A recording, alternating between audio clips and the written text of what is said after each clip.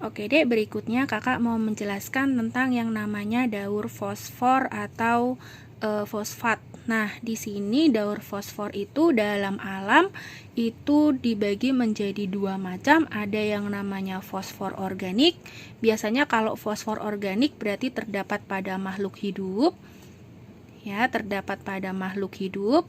Sedangkan yang fosfor anorganik itu terdapat pada air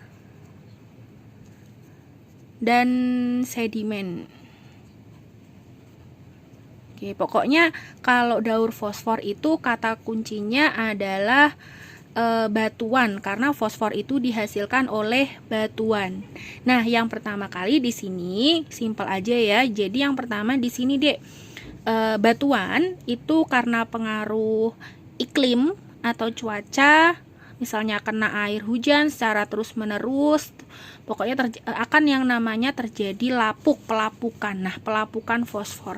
Jadi pertama ini ya, pelapukan.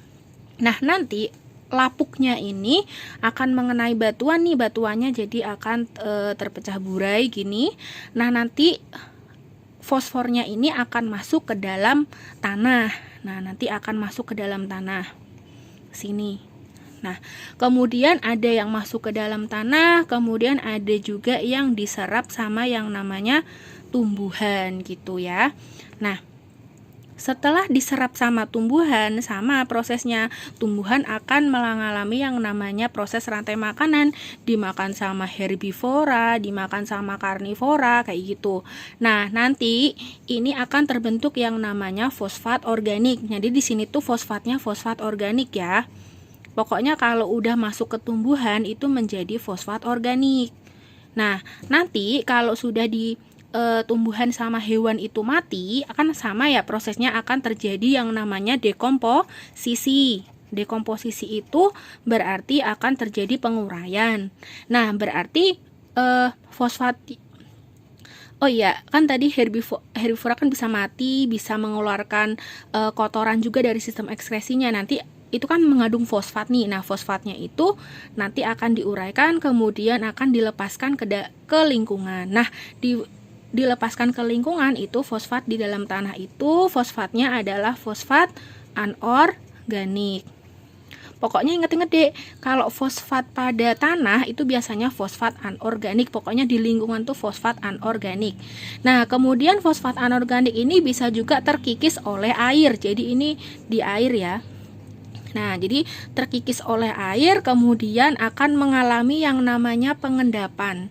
Nah, pengendapan ini yang namanya adalah sedimentasi. Sedimentasi itu adalah pembentukan batuan. Jadi terbentuk yang namanya batuan baru. Terbentuk batuan baru dari tumpukan-tumpukan fosfor yang mengendap tadi deh. Nah, nanti akan yang namanya terjadi pengangkatan geologis. Jadi batu yang berada di air tadi kemudian nanti akan terangkat ke daratan gitu. Terbentuklah kembali yang namanya batuan gitu. Batuan yang dihasilkan oleh fosfor yang mengalami sedimentasi. Gitu deh. Nanti nanti akan terjadi pelapukan kembali, kemudian prosesnya akan kembali seperti semula.